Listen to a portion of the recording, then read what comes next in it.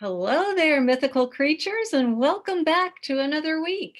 Are you wondering what we're going to have this week? Stick around. Here's the question for today. Are all mythical creatures scary? Well, we've had some scary ones over the week, haven't we? But today, we're going to look at one that's not so scary. Some unicorns, that's what it is. It's unicorns. I know you've been waiting for that one for a while, haven't you? Some unicorns are pearly white and they're from European backgrounds, while other ones, like from Asian backgrounds, are not. But no matter what, they seem to be friendly and don't mean to cause humans any harm. Let's take a look at some of them today. Here's a nice picture of one of them. This one looks more like what we think of as unicorns, doesn't it? It has more of a European sort of look to it. While some that I'm going to show you a little bit later have more of a Eastern look to it. And I'll tell you a little bit more about that one in just a little bit. When did they start? Well, let me tell you a little bit about that. It started a long time ago. The Romans, in fact, a couple thousand years ago, the Romans and the Greeks have written down that they thought they saw actual unicorns. Uni means one horn. So like a unicycle just has one wheel on it. A unicorn just had one horn, they thought, coming out of the top of its head. And Marco Polo described something in his writings when he went to Asia too. And he described something that didn't sound like a beautiful horse like we have pictured today. But he described something that he said had um, looked more like what we might say is had let's see, it had hooves and was big and heavy and feet kind of like an elephant, and it had a big horn coming out the front, and it liked the mud and like to get wet in and kind of muck around in the mud. What does that sound like to you? Doesn't sound very much like the beautiful horses that we talk about, does it?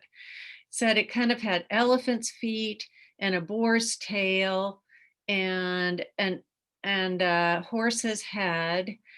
But what he was kind of describing, a lot of people now think it was more like a rhinoceros, which sounds a little bit more like that. In fact, he said it wasn't a very nice looking animal at all.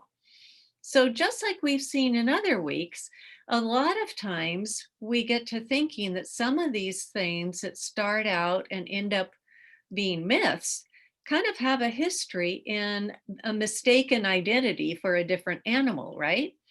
So looking way back into the Roman and Greek idea of this, now people look back and say, maybe they were looking at a rhinoceros. But if we move forward and look at what happened in Europe, a lot of people think that maybe what they were using to fool people was they were using a narwhal, which is a sea creature, and taking the horn. A narwhal is kind of a funny creature. It looks like a whale with this big long tooth that sticks out the front. And actually that tooth looks just like what we paint as a unicorn, just like this picture right here. See that long thing? That beautiful horn? That's what a narwhal tooth actually looks like. And in about the 1400s in Europe, people made up this idea of a unicorn, just like in that picture.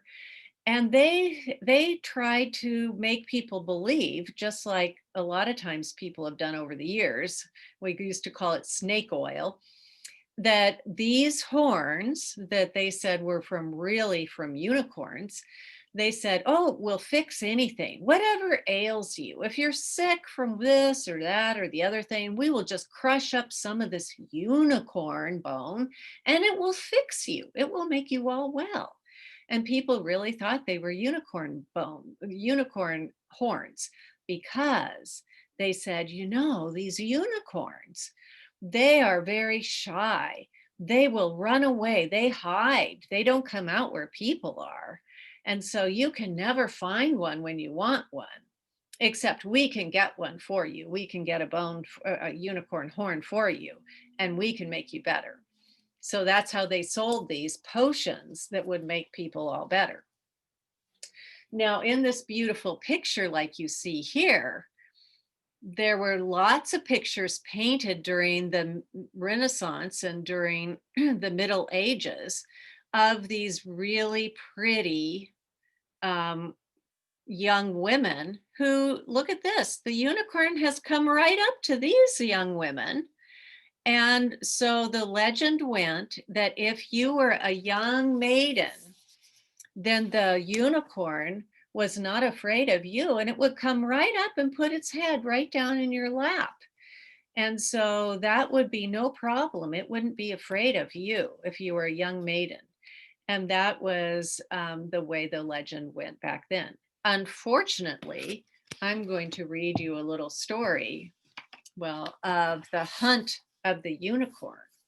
And it goes like this. Once upon a time, a hunter in the forest saw a brilliant white unicorn in the distance, emerging from a river and gleaming like the moon. Enchanted by the sight, the hunter called together his friends and gave chase. But the unicorn knew that men could never catch him, so he playfully waited for the humans to draw close before bounding out of view. After a while, the unicorn came to a stop in front of a beautiful young maiden. Remember? Sitting under a tree, she reached out, combed his curling mane, and rubbed his horn until he lay his head in her lap. But it was a trap. Looking up at the maiden, the unicorn saw her brown eyes were filled with tears and realized her deceit too late. The dogs and men suddenly seized him and carried him away. Afterward, the maiden remained in the woods despondent. That means you couldn't make her feel better. As she leaned down to wash away her tears in the stream, a movement in the distance caught her eye. She couldn't be sure, but she thought it was a shining horn of a unicorn disappearing into the night. So she had tricked him because he came right up to her, but they captured him. So there are, as I said before, there are Asian unicorns also, and I wanted to show you a picture of an Asian unicorn.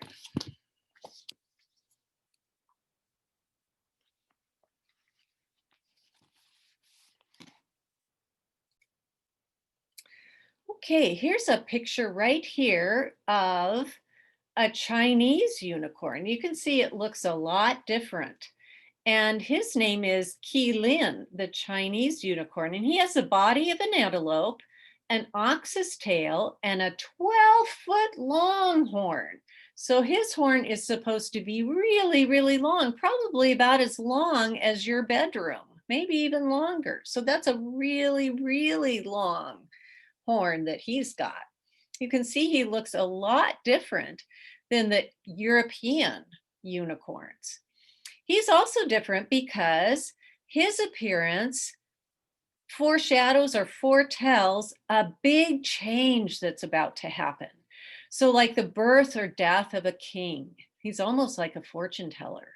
And according to one myth, Qilin appeared on the banks of a river to give a legendary emperor, Fu Si, magical signs and that would inspire the Chinese language of calligraphy.